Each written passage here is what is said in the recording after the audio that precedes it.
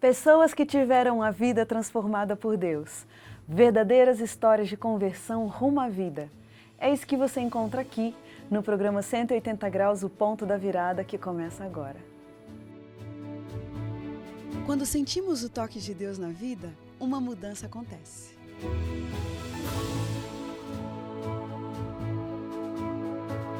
Surge à nossa frente possibilidades de felicidade plena. O toque de Deus restaura, renova, refaz.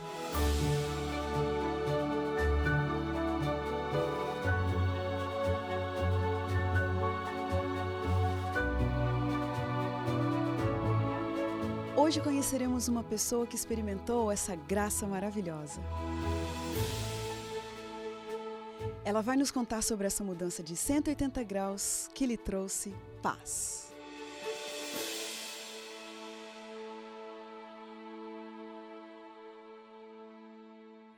A história do Marcos Roberto Pinto começa em São Luís do Maranhão, como filho de uma família tradicional da Igreja Adventista do Sétimo Dia, central desta cidade. Mas nessas voltas da vida, ele decidiu voar para bem longe desses caminhos da infância e enfrentou o pior que o mundo poderia oferecer. Mas em meio a muita angústia e aprisionamento, Deus o resgatou para uma vida transformada completamente em 180 graus. Marcos Roberto, que prazer ter você aqui no nosso programa. Você é muito bem-vindo. Obrigado, prazer é todo meu. Pois então você vem lá de São Luís, no Maranhão. É que terra boa, hein? Pois é, muita gente de lá manda um abraço para você. Que legal. Eu já descobri que você é chamado pelos mais íntimos de Roberto, né? A maioria das pessoas me chama de Roberto. Eu vou tomar a liberdade de chamar de Roberto também, já que é mais íntimo para você. Roberto, quando você era criança, lá em São Luís mesmo? Lá em São Luís. E você pensava no futuro? Que sonhos que você tinha? Eu fui uma criança feliz. Meus pais me deram tudo o que eu precisava para ser feliz. Até que eu percebi que os sonhos que eu queria, que era da família construída, mantida, junta, unida, foi infelizmente na separação dos meus pais, que eu vi pela primeira vez esse sonho frustrado. E por causa do álcool, o casamento deles foi destruído. Aos 12 anos eu me deparei com a primeira frustração do sonho não realizado. Olha da só. família. Bom, e para você pessoalmente, né? Quando você pensava, quando eu tiver lá meus 25, meus 20 anos, o que você pensava em ser? Eu tinha a impressão de que eu iria deixar as coisas seguirem o seu curso e de que eu ia encontrar em Deus a resposta para essa escolha, para essa decisão. Mas eu não tinha especificamente um sonho, né, profissional, seja ele qualquer que fosse. Eu não tinha, eu queria, confiando em Deus, fazer com que Ele cumprisse os sonhos dele para a minha vida. Através da leitura, um hábito que meu pai trouxe para nós, um fator extremamente positivo. Eu li a Bíblia e vi pela primeira vez, aos 12 anos, que Salomão havia pedido sabedoria. E era através dela que eu queria fazer essa escolha. Pois é, se você tinha essa base religiosa na sua família e sonhava para você que Deus guiasse seus caminhos, por que é que você se desviou? Essa é uma resposta que eu tento encontrar para muitas, dentre outras perguntas. Mas como eu havia dito antes, eu penso que foi na separação dos meus pais, onde eu tento encontrar nela, nas drogas, o anestésico para minha dor. Havia duas opções para eu passar os fins de semana. Nas casas dos meus avós paternos, família cristã tradicional, onde haviam regras, limites, e na casa dos meus avós maternos, onde não havia limites. E eu até brinco, às vezes, dizendo família bênção, família maldição. Porque quando eu tinha essa oportunidade, eu não queria muito estar lá, onde havia regras. A saída do meu pai de casa trouxe assim, uma oportunidade para eu fazer escolhas que eu não deveria naquela idade. Então foi quando eu conheci a bebida e o álcool através de um tio, que me levava para o cinema, para o barzinho, e ali logo depois, na adolescência, eu comecei a fazer outras experiências, mas sobretudo também aliado a isso, a curiosidade. É um fator Eu estou ressignificando aquele texto de Provérbios que nós usamos especialmente para a educação dos filhos. Ensina a criança no caminho que deve andar e ainda quando for velho não se desviará dele. Eu estou ressignificando. O ideal seria nós compreendermos que ainda quando crescer, for velho, não se esquecerá dele. Por que eu estou dizendo isso? Há um equívoco quando nós achamos que apenas a segurança do conhecimento bíblico, da ida dos filhos à igreja, é um fator determinante para que ele não faça escolhas equivocadas. Quando nós olhamos para Deus, o maior educador que existe, mesmo tendo sido Lúcifer educado pelas cortes do céu, ele fez uma escolha. Eva também. E todos os dois foram educados pelo próprio Deus. Eu gosto de evidenciar isso, Creriane, porque há um conceito equivocado dentro de muitos corações. E o inimigo, ele se faz valer disso. A criança, o adolescente, ele faz experimentações. E a curiosidade é um fator muito perigoso. Eu fico imaginando que na cabeça de uma criança que foi educada, né, também, né, ali, baseado na palavra do Senhor, se vê de repente envolvido com o alcoolismo e com as drogas, que é uma coisa ilícita, isso não deve deixar a pessoa muito satisfeita, né? Você tinha consciência de que você estava fazendo uma coisa errada. Fala um pouquinho pra gente dos sentimentos que você carregava nesse período. Havia uma deliberação. Eu queria experimentar o mundo e as coisas que ele me proporcionava. Evidente, sem o conhecimento que hoje eu tenho para saber que eu estava caminhando rumo a uma estrada sem volta. Entretanto, é um conjunto de emoções que, ao mesmo tempo, faziam com que a gente continuasse. Eu penso que um outro equívoco sobre a questão da droga é as pessoas anularem o fato de que ela proporciona muito prazer. Eu acho que até é importante nós trabalharmos com as crianças, com os jovens, dizendo a verdade. Agora, um prazer que vai cobrar um preço muito alto. E quando você me pergunta sobre emoções, era exatamente o que eu sentia.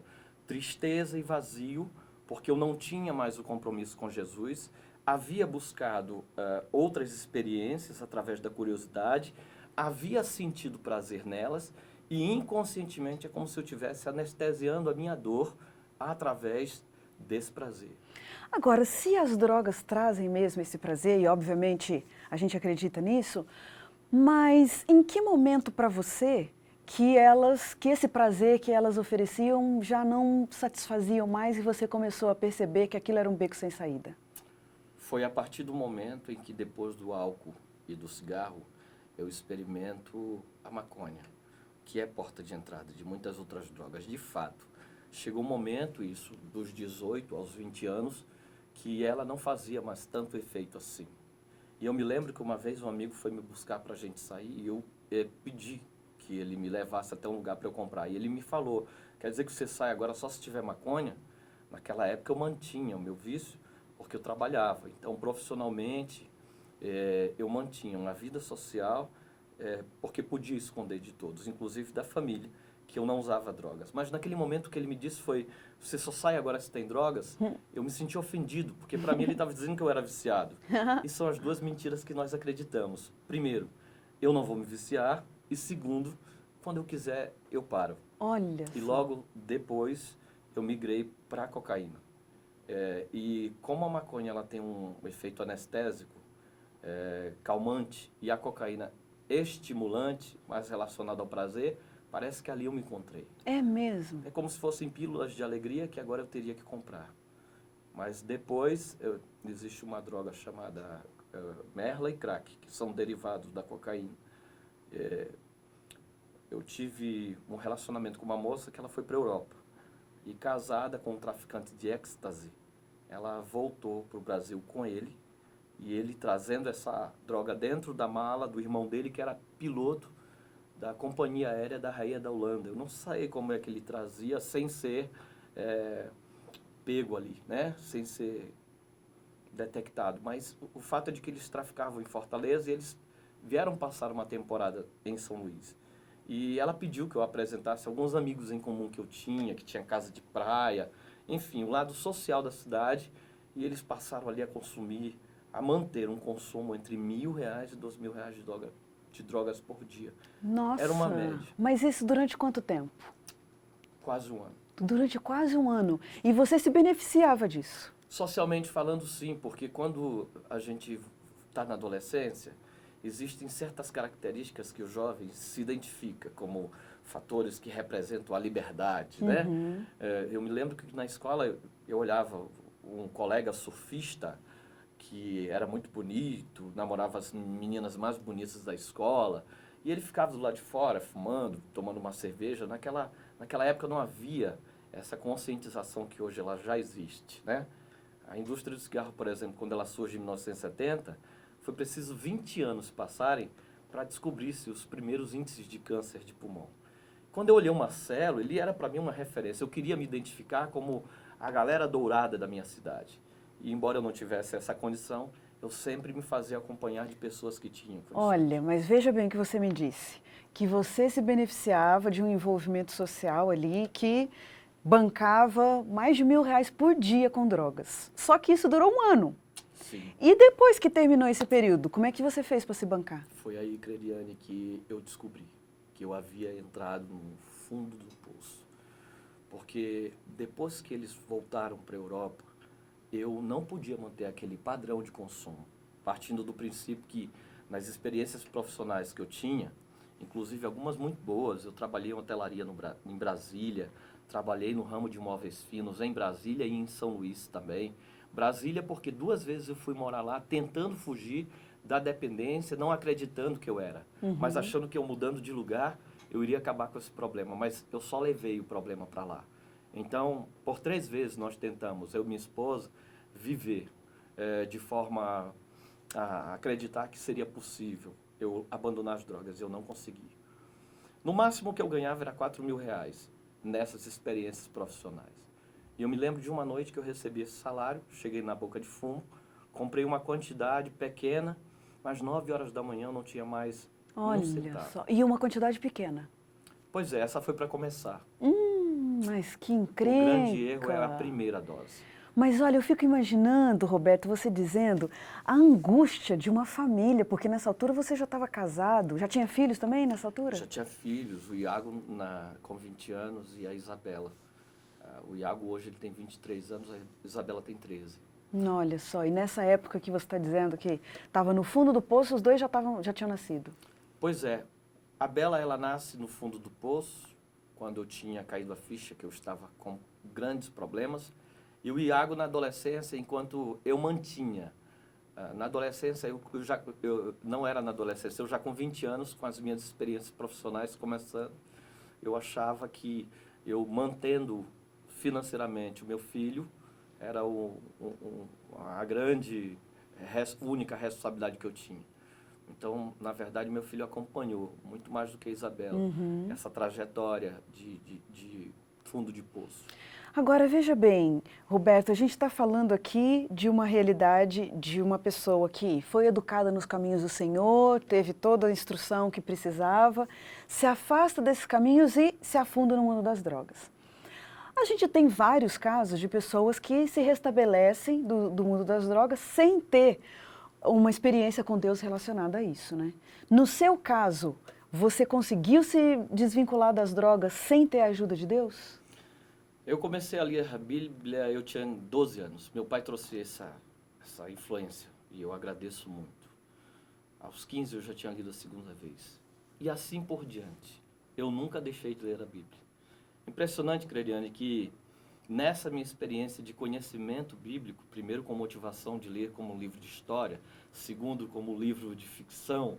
Eu falo ficção porque comparado aos filmes, né, que são feitos através de certas literaturas, e sempre com respeito à autoria santa, sagrada, divina e inspirada. Mas esse conhecimento também eu busquei para ter uma parte da sabedoria, porque dentro dela eu defino 2 conceitos. A habilidade de tomar decisões de maneira acertada e adquirir o conhecimento. Eu quis apenas adquirir o conhecimento. Eu não quis um compromisso com Jesus. Entendi. Mas eu respeitava e tinha muita acessibilidade. O que eu só não sabia é que era esse conhecimento que iria me libertar um dia.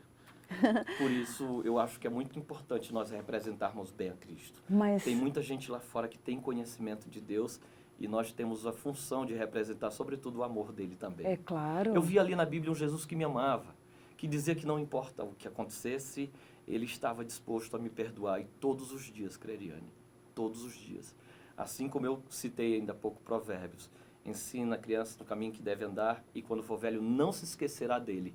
Jesus me lembrava todos os dias que eu deveria voltar para os seus braços de amor. Mas, Roberto, se você sempre tinha ali o Espírito Santo apelando no seu coração durante todo esse tempo, e se por 3 vezes tentando se libertar do mundo das drogas, o que foi que aconteceu na sua história que marcou o ponto da... Foi essa degradação. Eu tive que agora, através da mentira, obter dinheiro. Porque eu não conseguiria, mas trabalhando. A única experiência profissional que mantinha o consumo eram algumas campanhas políticas que, como coordenador, eu conseguia, trabalhando pouco tempo, ganhar uma quantidade razoável de dinheiro. Mas agora eu encontrei alguém que era alguém que consumia também drogas, que tinha uma rede de farmácias. E ele me fez uma sugestão que eu conseguisse alguns medicamentos. Ele me deu a receita. E num primeiro momento eu consegui de forma muito fácil, mas descobrindo isso, eu fiz disso fonte de recursos. Então, eu de dia conseguia medicações, eu não pedia dinheiro necessariamente. Eu chegava e pedia para a pessoa comprar para mim. Primeiro foi com amigos, conhecidos, depois eu só precisava... E tem muita gente generosa, viu? Uhum. E a gente, às vezes, até se fazendo... valer da generosidade dessas pessoas, que eu já pedi muito perdão a Deus, eu fazia em média R$ 600 por dia. Mas não entendi, você pedia as pessoas para comprarem medicamento para você? Esse medicamento que as pessoas compravam para mim, eu levava para esse amigo que fumava crack também, que era dono de uma rede de farmácias, e revendia essa medicação para ele. Entendi. Ele comprava de minha mão por um custo menor do que pelo representante. Entendi. E essa era a fonte de renda e recursos que eu utilizava para comprar drogas. Como eu não tinha problemas para comprar drogas, porque o dinheiro era apenas necessário sair de casa, ali eu pensei que eu fosse morrer. Eu já considerava que eu não tinha forças para sair. Então eu fiz disso fonte de recurso e pensei que com as minhas próprias forças eu não fosse conseguir. Então agora eu estava preparado para morrer. Eu tinha ido longe demais. Mas com o conhecimento da verdade eu não queria me matar. Eu acreditei naquele 1% de chance de salvação. Mas na verdade, eu já estava ali tentando também fazer um trabalho missionário. Você sabe que muitas bíblias e livros do grande conflito eu distribuí para traficantes. De maneira que às vezes as pessoas em casa diziam assim, gente, ele está agora vendendo até Bíblia. Até o grande conflito ele vendeu para usar drogas. Não vendia, eu evangelizava mesmo. Eu estou falando isso para vocês perceberem o quanto ali na dependência, na prisão das drogas, há sim um grito de socorro, de desespero de uma pessoa tentando encontrar o caminho da luz. E o quanto é importante nós acharmos uma pessoa para ser esse canal de bênção entre Jesus e quem está no fundo do poço. Mas teve na sua história um momento de uma oração ou de reflexão em que você realmente conseguiu se apoderar dessa força de Deus para se libertar? Que momento que foi esse, o ponto da virada na sua história? Eu cheguei no aeroporto de São Luís. Tinha visto alguém que já tinha sido alcançado por um projeto chamado Provida, que é uma comunidade terapêutica mantida pela ADRA, lá na Bahia. E eu assisti o testemunho dele, fiquei muito impressionado e me permiti. Só que eu havia usado muitas drogas uma semana antes. Eu, inclusive, pela primeira vez, porque eu nunca cometi assalto à mão armada. O meu caso era, de fato, dependência química, que hoje é um problema de assistência social e saúde pública. É importante as pessoas compreenderem isso. Muitas famílias atrelam ao fator moral. É um sem vergonha. Não, é uma doença. Mas ali, quando eu acordei abstênico, eu precisava da droga. Eu vi que o voo estava marcado para 2, mas adiou para 4. Eu fiquei muito aflito, pedi dinheiro para meu pai, ele não deu e eu fugi. Eu havia, antes disso, roubado de uma traficante, porque como eu consumia muito, eles confiavam muito em mim e deixavam usar nas casas deles. Eu havia, como querendo me vingar do que eles fizeram em minha vida, roubado uma pedra muito grande de crack. E não avisei que eu ia para o tratamento. Aquela seria a minha vingança. Mas eu fugi do aeroporto e fiquei na mesma cidade. Ai, ai, ai. Eu tive agora outra crise de abstinência. E eu fui comprar drogas lá perto. Eu queria morrer. Eu me lembro que alguém que trabalhava para essa traficante, ele passou na moto e disse: Roberto, eu quero falar com você na volta, eu só vou deixar fulano. Eu tinha todos os caminhos para voltar para minha casa sem ele me ver, mas eu queria morrer e eu disse: eu vou ficar. Quando ele voltou, que a moto encostou, eu fiz assim, imaginando o tiro. Ele disse: por que você fez isso com fulana de tal? Ela confiava em você. Olha, você sabe, o marido dela está preso e ele até pediu que eu fizesse o serviço, mas eu não sei o que está acontecendo comigo. Sobe aqui, Roberto. Eu queria morrer, eu subi na moto. Para mim, ele ia me levar para algum lugar e ia me matar. Ele me deixou na porta da minha casa. Olha E disse: desça. E nunca mais volte lá. Eu não sei o que está acontecendo comigo, mas eu senti que eu deveria te deixar aqui. E ele foi embora. Puxa vida. Quando sumiu o barulho daquela moto, eu entrei em casa e eu comecei a ficar aflito. Me bateu o terror, o pânico, o medo. E eu pedi para minha mãe: mãe, agora eu quero ir. Quando eu cheguei no aeroporto a próxima vez, eu me lembro que eu fiz uma carta no avião, eu só conseguia chorar muito. Você me perguntou qual foi o momento da oração. Eu não sabia. Depois, um amigo, pastor, no IAN, disse que aquele era um testemunho documentado. Eu achei que Deus não fosse ouvir minha oração, então eu fiz uma carta dizendo: Deus, estou indo para um lugar que eu sei que talvez tenha alguma coisa para mim lá. Toma conta da minha vida. Eu não estava dizendo: eu vou entrar na igreja, eu vou me entregar a ti. Eu só disse: toma conta da minha vida. Deus levou a sério. Olha, graças a Deus. Quando eu cheguei naquele lugar, era muito mato. Eu só ia para lugares assim se tivesse muita droga, muita cerveja, muitos amigos, muita música. E eu disse logo: não vou ficar aqui nem um dia, eu volto amanhã. Aliás, eu havia dito para um amigo no aeroporto. Ele disse: agora tem jeito para ti? Eu já havia tentado 4 tratamentos. E ele disse: tem jeito para você agora? Eu disse: olha, é fevereiro, Carnaval da Bahia é um sonho que eu tenho, sair num bloco do Camaleão do Chiclete com Banana. Eu vou, no final do mês eu peço para minha mãe mandar a mensalidade, eu fujo e vou pro Carnaval. Olha, Mas quando eu cheguei lá, tudo mudou. Eu só graças precisei a dormir. Deus. Quando eu acordei, eu já falei na palavra alegria. E a partir daquele dia, foi um milagre. A cada dia que eu acordava, eu sentia uma disposição sobrenatural. Um processo de restauração da minha autoestima. Olha que coisa Eu linda. passei a fazer contabilizar os prejuízos emocionais, físicos, sociais, espirituais, familiares. E passei a entender que eu estava ali para reaprender. Puxa Pra vida, que ressignificar coisa minha linda. vida. Graças a Deus, que testemunho lindo. E o seu abraço especial de hoje, vai para quem? Meu abraço especial, Clariane, se não fosse o tempo do programa, ele seria extenso. É Mas eu verdade. entendo que eu tenho pouco tempo, mas eu quero fazer uma ressalva. Muitas pessoas foram utilizadas por Deus como canais de bênção para a minha vida. Então, eu não posso fazer injustiça de esquecer nomes. Mas a ressalva é que eu não vou poder dizer o nome de todos. Mas que todas as pessoas que sabem, que tiveram encontro comigo para me ajudar no tratamento, depois disso, que se sintam também contempladas com essa gratidão, que eu agora publicamente eu tributo a cada uma delas. A minha gratidão começa pela ADRA. Eu quero agradecer ao projeto Provida, que salvou minha vida. Um tratamento à base de espiritualidade, laborterapia, convivência, onde fez a diferença. Foi lá que eu encontrei Jesus.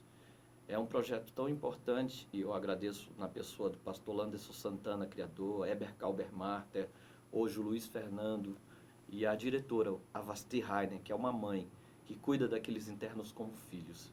Eu quero fazer uma sugestão que as pessoas visitem o site adra.org.br e conheçam o projeto Provida. Até se quiserem, possam ajudar. Existem muitas pessoas que estão lá fora que precisam dessa oportunidade que eu tive. Quero agradecer também a Educação Adventista, na pessoa do meu departamental, pastor Geraldo, e a minha diretora, a Rosângela Flor. E quero agradecer também a alguns patrocinadores que eu tenho, doutora Benedita, amo muito, também a Marlene e a Deise, e ao Marcos, que é um empresário amigo. Quero também agradecer o pessoal da Federação dos Empresários Adventistas por ter me feito também o convite de hoje participar do conselho da federação. A minha família, em primeiro lugar. É isso mesmo. A minha mãe, ao meu pai, aos meus filhos que me perdoaram e foram muito importantes nesse processo. A dívida de gratidão que eu tenho a Deus, essa eu nem comento. Puxa vida, é Depois verdade. de eu ter morrido, Jesus me deu a vida de volta. Esse senso de missão que eu quero ter a cada dia, e eu peço para que Ele me dê, é uma forma de eu dizer, Senhor, não tenho como te pagar. Muito obrigado, porque Tu me amou de forma abundante. Que coisa linda. E o verso da Bíblia que você traz para a gente finalizar o programa? Tem uma passagem em Lucas capítulo 7, verso 47, de um evento que Jesus, ali diante de Maria Madalena, depois de ter quebrado o vaso de alabastro, ele diz assim, perdoados são os teus pecados por causa da grandeza do teu amor. E ele faz uma referência aos muitos pecados dela. E ele complementa o texto dizendo assim, a quem pouco se perdoa, pouco ama. Eu sei o quanto que eu sinto de amor por Jesus por causa da quantidade do perdão que Ele se estendeu a mim. Cleriane, o homem sem Deus, ele chega a níveis inimagináveis, mas pela graça de Cristo, esse homem, ele é reerguido. Amém. A mensagem de apelo que eu deixo a cada um dos telespectadores que assistam esse programa, que porventura acompanham, é que encha seu coração de esperança. E acreditem que o impossível é uma das muitas atribuições de Deus. Olha, Roberto, me sinto tão abençoada com suas palavras, com seu testemunho. Que Deus maravilhoso, que Deus grandioso nosso. Com certeza você vem aqui exuberante, cheio de vida, com o coração agradecido. E eu tenho certeza que Deus também aceita a sua gratidão e Ele tem reconhecido, tem aplanado os seus caminhos agora, alargado as suas fronteiras. Que a sua luz continue sendo uma bênção para tantas outras pessoas. Amém. Muito obrigada. Eu que agradeço. E a gente termina o programa 180 Graus, o ponto da virada de hoje, feliz por esse testemunho tão lindo. E como diz o verso bíblico, era preciso que nos regozijássemos e nos alegrássemos, porque esse teu irmão estava morto, mas reviveu. Estava perdido e foi achado. Muito obrigada pela sua companhia e até o próximo programa.